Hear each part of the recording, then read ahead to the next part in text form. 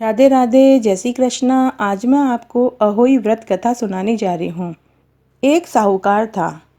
उसके 7 बेटे थे और 7 बहुएं तथा एक बेटी थी। दीपावली से पहले कार्तिक बदी अष्टमी को सातों बहुएं अपनी इकलौती ननद के साथ जंगल में मिट्टी खोदने गई। जहाँ वे मिट्टी खोद रही थी वहीं शाहू की मांद भी थी। मिट्टी खोदते समय ननद के हाथ सेई का बच्चा मर गया। शाहू माता बोली कि अब मैं तेरी कोख बांधूंगी। तब ननद अपनी सातों भाभियों से बोली कि तुम में से मेरे बदले कोई अपनी कोख बंधा लो। सभी भाभियों ने अपनी कोख बंधवाने से इनकार कर दिया, परंतु छोटी भाभी ने अपनी कोख बंधवा ली। इसके बाद छोटी बहू को जब भी लड़का होता वह होते ही मर जाता। एक दिन पंडित को बुलाकर पूछा कि क्या बात है, मेरी संतान 7वें दिन ही क्यों मर जाती है। तब पंडित ने कहा कि तुम काली गाय की पूजा किया करो।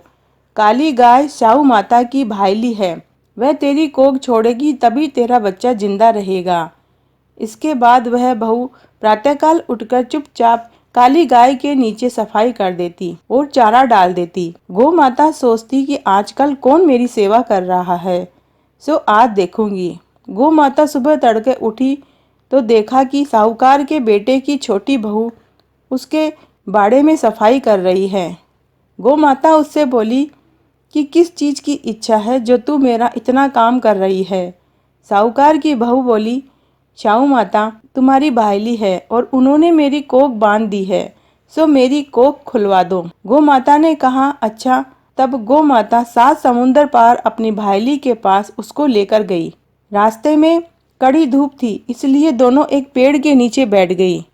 थोड़ी देर में एक सांप आया और उसी पेड़ पर गरुड़ पक्षी का बच्चा भी था, उसको मारने लगा। तब साहूकार की बहू ने सांप मारकर ढाल के नीचे दबा दिया और बच्चों को बचा लिया। थोड़ी देर में गरुड़ पक्षी आया तो वहां खून पड़ा देखकर साहूकार की बहू के चोंच मारने लगा। तब बहू बोली कि मैंने तो आपके बच्चों की जान बचाई है और आप मुझे ही मार रहे हो। मैंने आपके बच्चों की रक्षा की है। तब गरुड़ पक्षी बोला कि मांग, तू क्या मांगती है। वह बोली 7 समुंदर पार शाहू माता रहती है, मुझे तुम उनके पास ले चलो। तब गरुड़ पक्षी ने दोनों काली गाय को और साहूकार की बहू को अपनी पीठ पर बिठाकर शाहू माता के पास पहुंचा दिया। शाहू माता उन्हें देखकर बोली कि आप बहन बहुत दिनों के बाद आई। फिर वह कहने लगी कि बहन मेरे सिर में जुएं पड़ गई है। तब साहूकार की बहू ने सलाई से उसकी जुएं निकाल दी। इस पर शाहू माता बहुत प्रसन्न हुई और बोली, तूने मेरे सिर में बहुत सलाई गेरी है, इसलिए तेरे 7 बेटे और 7 बहुएं होगी। वह बोली कि मेरे एक भी बेटा नहीं है, 7 बेटे कहाँ से होंगे।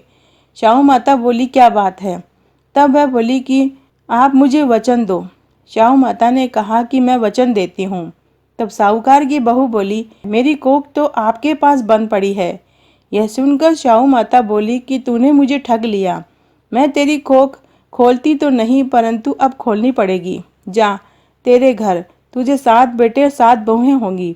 तू जाकर उजमण करना, 7 अहोई बनाकर 7 कढ़ाई करना। वह लौटकर घर आई। वहां आकर देखा तो उसके 7 बेटा और बहू बैठे थे।